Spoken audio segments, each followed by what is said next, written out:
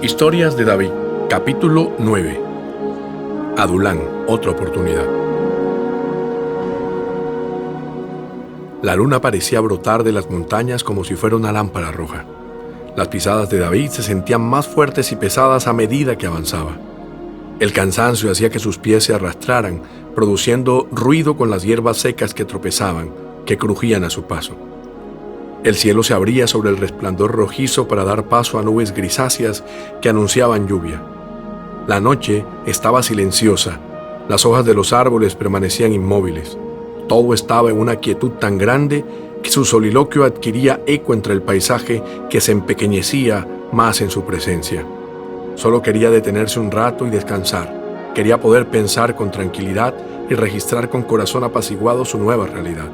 Necesitaba recobrar sus fuerzas para luego tomar una decisión clara sobre qué camino seguir. Recordó que en esas noches, cuando el clima lo sorprendía al lado de sus ovejas, buscaba refugio en una cueva para aislarse de la lluvia. Eso era lo que tenía que hacer. Sabía que a pocos kilómetros había una caverna llamada la cueva de Adulán que le ofrecería protección. Se dispuso a abandonar la llanura de Judea y comenzó a subir hacia esa montaña hueca con una enorme boca abierta donde habría de reposar para recuperar fuerzas. Miró hacia su costado derecho. Con la espada de Goliat cortó una rama y comenzó a pulirla hasta convertirla en un bordón de apoyo. Sintió que nunca debió haberse alejado de ese mundo rural que lo había ayudado a crecer. Esa vara lo transportaba a sus años de pastor, un tiempo de felicidad extrema en el que su corazón se enamoró de Dios. Con las primeras gotas apresuró el paso para no dejarse sorprender por el aguacero que hacía sus anuncios desde ese manto rojo grisáceo que lo cubría. La cueva es un lugar oscuro, pero confiable para mi necesidad de descansar, pensaba David. Ahora se había internado en lo más profundo de la garganta de la montaña. Allí empezó a adorar a Dios. Se postró en el suelo con las manos estiradas hasta caer en un sueño profundo. Soñó que estaba al lado de Mical mientras ella acariciaba sus cabellos. Soñó también con Goliat, que a lo lejos lo miraba con una sonrisa triste, como reclamándole algo, y en el último sueño pudo ver que la mano de Dios lo rescataba de un pozo de fango en el que estaba sumergido hasta el cuello, ya a punto de ahogarse, y lo ubicaba en un lugar seguro desde donde podía mirarse a sí mismo con la corona y el manto real frente a todo Israel unificado. Ahora podía verse en el sueño, soñando que soñaba que era el rey David dirigiendo Israel desde los designios de Dios. Despertó como algunas veces lo hacía, con una letra y una melodía lista para ser compartida. Con paciencia esperé que el Señor me ayudara, y Él se fijó en mí y oyó mi clamor.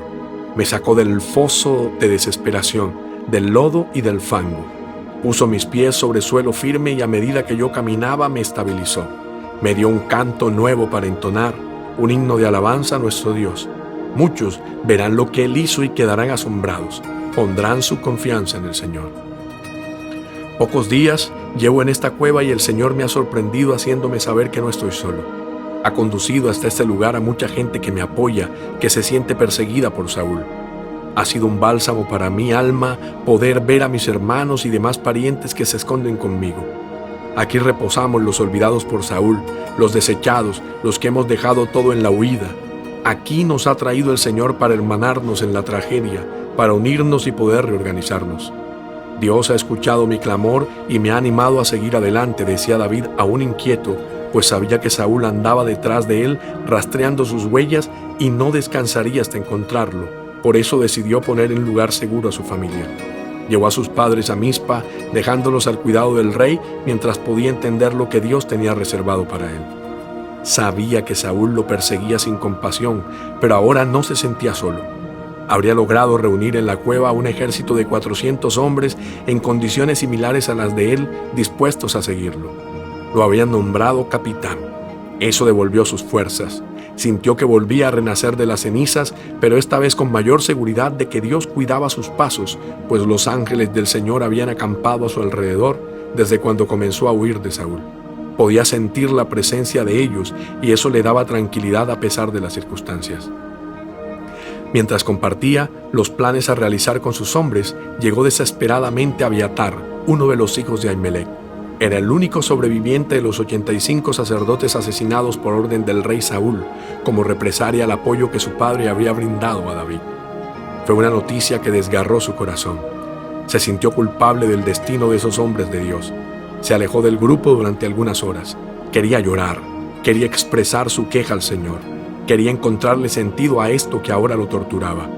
Horas después, regresó reconfortado, con ganas de comer algo y ofreciendo protección a Abiatar. Adulán se había convertido en el centro de operaciones de David y desde los secretos salía y llegaba información por parte de los aliados que lo mantenían al tanto de los planes de Saúl y de lo que acontecía en la región. Las últimas noticias relataban que la ciudad de Keila había caído en manos de los filisteos.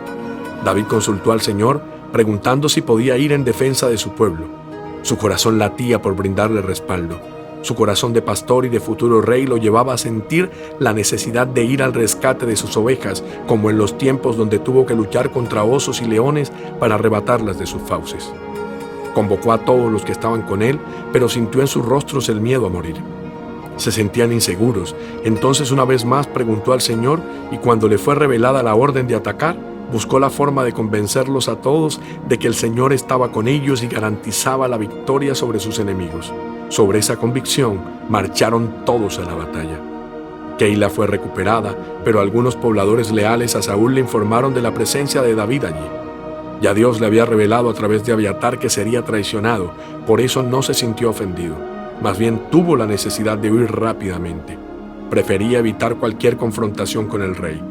De una u otra forma, Dios se encargaría del asunto. Solo era cuestión de obedecer. Ahora la prioridad era salvar la vida de todos. Se internó en el desierto de En-Gadi. Caminó durante algunos días pensando que aún le faltaba un poco más por recorrer para estar a salvo de Saúl. Mientras caminaba, de su corazón salía un clamor: «Ten misericordia de mí, oh Dios, ten misericordia de mí, porque en ti ha confiado mi alma, y en la sombra de tus alas me ampararé hasta que pasen los quebrantos». En todo ese tiempo de huida, había entendido que el Señor era su escondite, que nada le pasaría a no ser que Dios así lo quisiera. De nuevo aparecía una montaña surcada por arroyos. De lejos, vio otra abertura donde poder esconderse de ese millar de soldados comandados por Saúl, quien lo buscaba con obsesión. Allí, en la cueva de En-Gadi, volvería a descansar, volvería a encontrarse con Dios.